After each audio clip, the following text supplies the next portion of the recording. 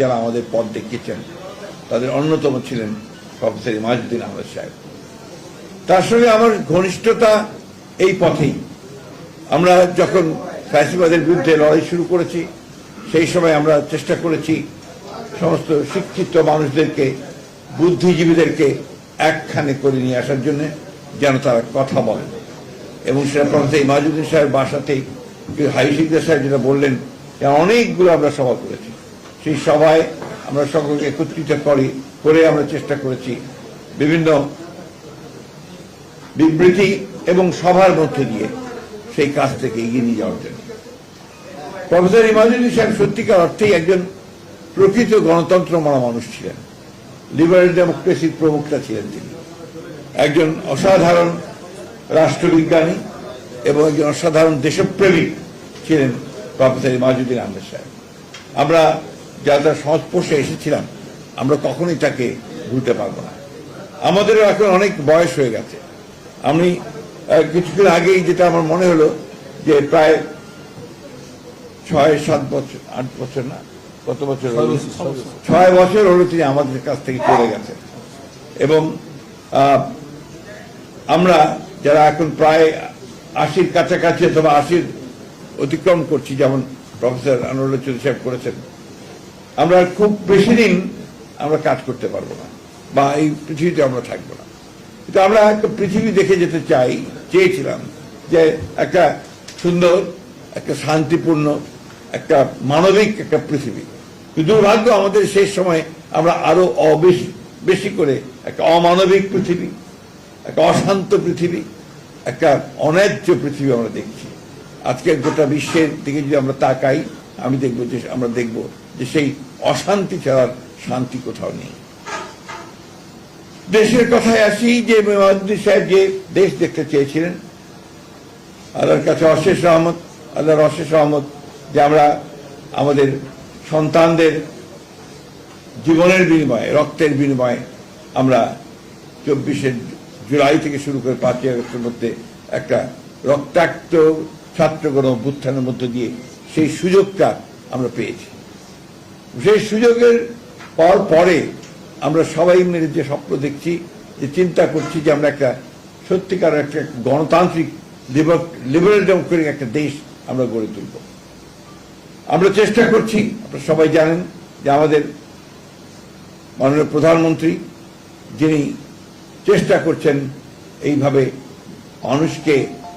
দেশের মানুষকে তার কাছাকাছি চলে গিয়ে, তাদের সঙ্গে গিয়ে তাদেরকে উজ্জীবিত করে, ঠিক তার পিতার মতোই, শহীদ প্রেসিডেন্ট জিয়া রহমান সাহেবের মতোই মানুষকে সংগঠিত করে দেশকে বিনির্মাণ করবার কাজ করছেন। এবং সেই জন্যই তিনি বারবার যে স্লোগান দিচ্ছেন, এসো আমরা একসাথে কাজ করি, একসাথে দেশ গড়ি, এবং সবার আগে বাংলাদেশ এই স্লোগান নিয়ে তিনি এগিয়ে চলেছেন। প্রফেসর ইমাজউদ্দিন আহমেদ সাহেবরা সেই মানুষ যারা নিজের জন্য কোনো কিছু চিন্তা করেনি। আমি যখন তার ইউনিভার্সিটির পেছনে ওটা কাটাবানা বাসায় যেতাম, দেখতাম যে কি সহজ সরল একটা জীবন, কি সাধারণ একটা জীবন, অথচ একটা অত্যন্ত উঁচু মনের একটা মানুষ। তার জীবনের সমস্ত দর্শন নিয়ে তিনি কাজ করেছেন এই দেশের মানুষের মুক্তির জন্য, এই দেশের কল্যাণের জন্য। আমরা আজকে অনেকগুলো কথা প্রশ্নের সম্মুখীন হচ্ছি। তার মধ্যে সবচেয়ে বড় প্রশ্ন যে এসছে আজকে, আমার অত্যন্ত সাংবাদিক বন্ধু আমাদের মাসুম ভাই, না আরে এখন আমাদের সাংবাদিক বন্ধু আমাকে একটা চিট পাঠিয়েছেন যে আজকে আমার এই বিষয়েও কথা বলা উচিত, সেই জন্য আমি কথাগুলো বলছি। সুমন ভাই, তো তিনি বলেছেন যে আজকে যে প্রশ্নগুলো এসছে, যে বিশেষ করে আমাদের বিরোধী দল থেকে বলা হচ্ছে জুলাই সনদ বাস্তবায়নের দাবি সংসদে আদায় না হলে রাজপথে ফায়সালা হবে। এই প্রশ্নটা আসলে আমার কাছে মনে হয় যে মানুষকে বিভ্রান্ত করার জন্য এই প্রশ্নগুলো তোলা হচ্ছে। জুলাই সনদ তো আমরা স্বাক্ষর করেছি একসাথে, যে সমস্ত দলগুলো আমরা আন্দোলন করেছি একসাথেই স্বাক্ষর করেছি, এবং জুলাই সনদে প্রতিটি অক্ষর আমরা বারবার করে বলছি যে আমরাই বাস্তবায়িত করব।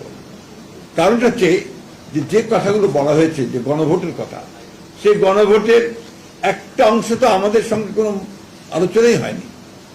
যে যে কথাটা বলা হয়েছে, অর্থাৎ আমরা বারবার করে যে কথা বলতে চাচ্ছি যে আমরা এই যে উচ্চকক্ষে অনুপাতিক হারে ভোট অনুপাতিক হারে যে আপনার প্রতিনিধিত্ব হবে, সেই বিষয়টাতে আমরা কখনোই একমত হইনি।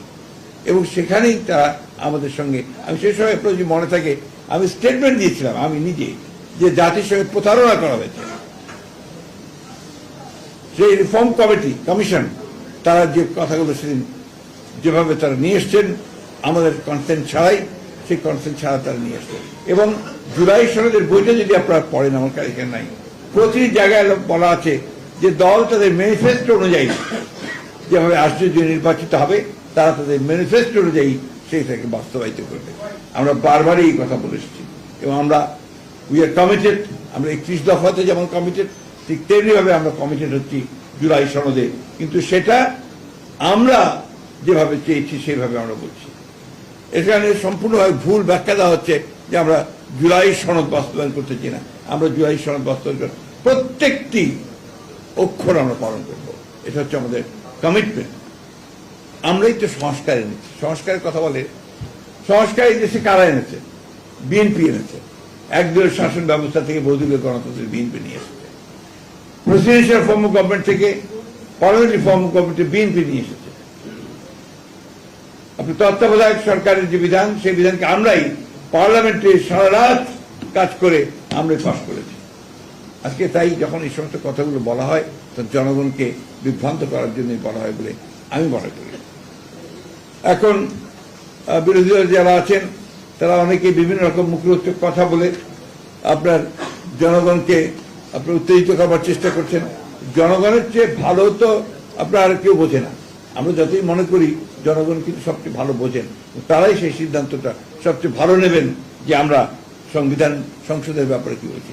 এখন যে কথাগুলো নিয়ে তাদের কথা, সংবিধান সংস্কার আর সংবিধান সংশোধন, আমরা তো বরাবরই বলে এসেছি যে আমরা সংবিধান সংশোধন করতে চাই।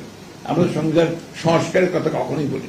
সুতরাং আমাদের যেটা জনগণ আমাদেরকে যে ভোট দিয়েছে, ম্যানিফেস্টোর মধ্যে যেটা ছিল, সেই ম্যানিফেস্টোতে আমরা 2/3 মেজরিটি নিয়ে বিএনপি আজকে রাষ্ট্র পরিচালনার দায়িত্ব পেয়েছে। ওই জায়গায় কোন রকমের কোনো আপনার বিভ্রান্তি কোনো অবকাশ আছে বলে আমি মনে করি না। জায়গায় এই কথাগুলো এই জন্য বললাম যে সাংবাদিকরা এটা চাচ্ছেন। আমি মনে করব যে বিরোধী দল শুধুমাত্র আপনার তাদের ক্ষমতায় যাওয়ার জন্য এই জুলাইকে তারা ব্যবহার করতে চায়। আমরা কিন্তু চাই না যে জুলাই শুধু ক্ষমতার যাওয়ার জন্য আরেকটা হাতিয়ারই পরিণত হবে। আমরা যেটা বারবার করে বলে আসছি যে জুলাইয়ের আন্দোলন শুধু ওই জুলাই মাসেরই আন্দোলন নয়। জুলাইয়ের আন্দোলন কিন্তু আমরা দীর্ঘকাল ধরে ফ্যাসিবাদের বিরুদ্ধে দীর্ঘকাল ধরে প্রায় 18-19 বছর ধরে যে লড়াই হয়েছে, সেই লড়াইয়ের ফলশ্রুতি হচ্ছে আমাদের এই 24 জুলাইয়ের আন্দোলনের ফলশ্রুতিতে আমরা সেভাবে এসেছি। আমাদের এই বিএনপির সম্পর্কে অনেকে অনেক কথা বলে।